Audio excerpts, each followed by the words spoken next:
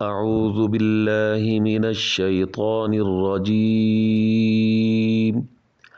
بسم الله الرحمن الرحيم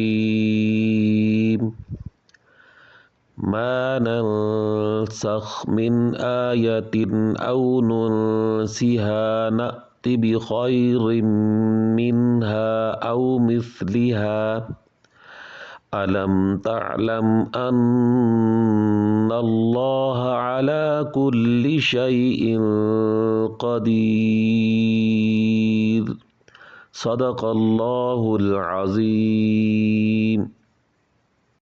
اعوذ باللہ من الشیطان الرجیم بسم اللہ الرحمن الرحیم رب اشرح لی صدری ویسر لی امری واحلل عقدۃ من لسانی یفقہوا قولی۔ تمام سننے والوں کو السلام علیکم۔ اللہ تبارک و تعالیٰ کے کرم اور فضل سے، اس کی دی ہوئی توفیق سے سورۃ بقرہ کی آیات کا ترجمہ اور تفسیر کا جو سلسلہ شروع کیا ہے، اسی سلسلے میں ابھی آپ نے آیت مبارکہ نمبر 106 کی تلاوت سماعت فرمائی، جس کا ترجمہ یہ ہے کہ ماں جو ننسخ ہم منسوخ کرتے ہیں، من کوئی آیاتن آیت، او ننسیہا یا اسے بھلا دیتے ہیں، ناتی لے آتے ہیں، بخیر منہا بہتر اس سے، او مثلیہا یا اس جیسا، عالم کیا نہیں، تعلم جانتے تم، انا کہ اللہ اللہ پر کلی ہر شیء شیء قدیر قادر۔ جب کوئی آیت ہم منسوخ فرمائیں یا بھلا دیں تو اس سے بہتر یا اس جیسی لے آئیں گے۔ کیا تجھے خبر نہیں کہ اللہ سب کچھ کر سکتا ہے؟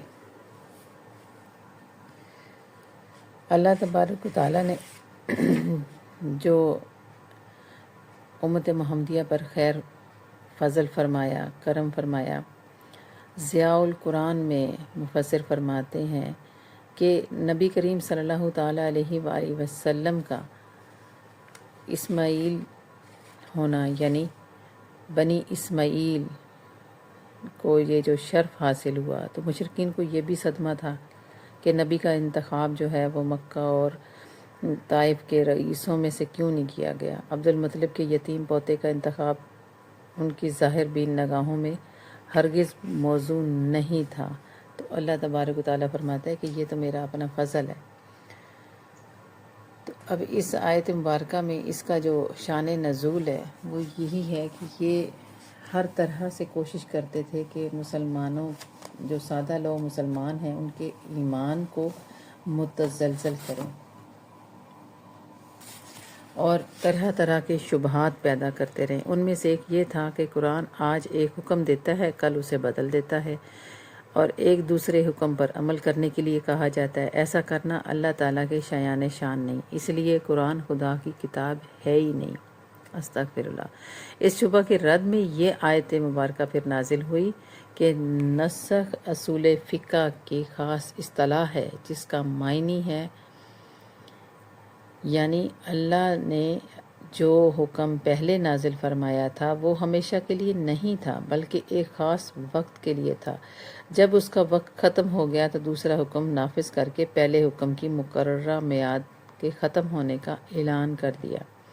اس میں کسی قسم کی قباحت نہیں، بلکہ یہ تو عین حکمت ہے، کیونکہ عرب جیسی آوارہ منش قوم کو قانون اور آئین کا پابند کرنے کے لیے جن تدریجی اقدامات کی ضرورت تھی وہ پوشیدہ نہیں ہے۔ اسی لیے اگر ابتدائی احکام اور جو محض وقتی مصلحت کے لیے نافذ کیے گئے تھے بعد میں منسوخ کر دیے گئے اور ان کی جگہ دوسرے احکام جو اب ان کی تربیت یافتہ ذہنیت کے مطابق ہیں نافذ کر دیے گئے تو یہ بالکل درست ہے۔ اور آیت کا یہ ٹکڑا ناتی بخیر منہا اسی بات کی طرف اشارہ ہے کہ آخر میں سب معترضین کا منہ بند کرنے کے لیے یہ بھی فرمایا گیا کہ میں قادر مطلق ہوں، میں جو چاہوں میں کروں، تمہیں اعتراض کا حق کیا ہے۔ کنز الایمان میں مفسر فرماتے ہیں کہ کفار کو تو اس میں تھا ہی صحیح اعتراض، اور انہوں نے تو اس پر اس میں تان کیا ہی تھا، لیکن ساتھ ان کے یہود و نصارہ بھی شامل ہو گئے، اور منسوخ بھی جو اللہ کی طرف سے ہے اور ناسخ بھی، تو دونوں عین حکمت ہیں۔ ناسخ کبھی منسوخ سے زیادہ سہل واضح نہیں ہوتا۔ قدرت الہی پر یقین رکھنے والے کو اس میں جائے تردد نہیں ہے۔ کائنات میں مشاہدہ کیا جاتا ہے کہ اللہ تبارک و تعالیٰ دن سے رات کو، گرما سے سرما کو، جوانی سے بچپن کو، بیماری سے تندرستی کو، بہار سے خزاں کو منسوخ فرماتا ہے، اور یہ تمام نسخ و تبدیل اس کی قدرت کی دلائل ہیں۔ تو ایک آیت اور ایک حکم کے منسوخ ہونے میں کیا تعجب ہے؟ نسخ در حقیقت حکم سابق کی مدت کا بیان ہوتا ہے کہ وہ حکم اس مدت کے لیے تھا اور عین حکمت تھا۔ کفار کی نافہمی کے نسخ پر اعتراض کرتے ہیں، اور اہل کتاب کا اعتراض ان کے معتقدات کے لحاظ سے بھی غلط ہے۔ انہیں حضرت آدم علیہ السلام کی شریعت کے احکام کی منسوخیت تسلیم کرنا پڑے گی کہ جس میں جو ان کے لڑکے لڑکیاں پیدا ہوتے تھے، بیٹے بیٹیاں، تو ان کا آپس میں نکاح جائز تھا، جو کہ بعد میں منع کر دیا گیا، حرام قرار دے دیا گیا۔ اور اسی طرح کہ شنبہ کے روز دنیوی کام اس سے پہلے حرام نہ تھے، ان پر حرام ہوئے، یہ بھی اقرار ناگزیر ہو گیا کہ توریت میں حضرت نوح علیہ السلام کی امت کے لیے تمام چوپائے حلال ہونا بیان کیا گیا، اور حضرت موسیٰ علیہ السلام پر یہ بہت سے حرام کر دیے گئے۔ تو ان کے امور کے ہوتے ہوئے نسخ کا انکار کس طرح ممکن ہے؟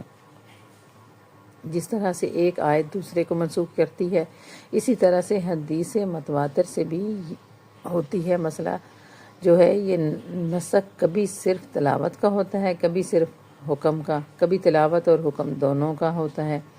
بہقی نے ابو امامہ سے روایت کیا ہے کہ ایک انصاری صحابی رات کو تہجد کے لیے اٹھے اور سورۃ فاتحہ کے بعد جو سورت ہمیشہ پڑھا کرتے تھے اس کو پڑھنا چاہا، لیکن وہ بالکل یاد نہ آئی اور سوائے بسم اللہ کے کچھ نہ پڑھ سکے۔ صبح کو دوسرے صحابہ سے اس کا ذکر کیا تو ان حضرات نے فرمایا کہ ہمارا بھی یہی حال ہے، وہ سورت ہمیں بھی یاد تھی اور اب حافظہ میں بھی نہ رہی۔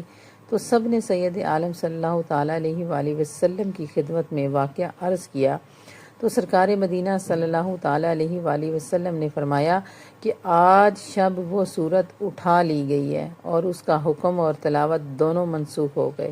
جن کاغذوں پر وہ لکھی گئی تھی ان پر نقش تک باقی نہ رہے۔ تو اللہ تبارک و تعالیٰ سے دعا ہے کہ رب تعالیٰ ہمیں حق بولنے، حق سننے اور حق سمجھنے کی توفیق عطا فرمائے۔ وما علینا الا البلاغ۔ صدق اللہ العظیم۔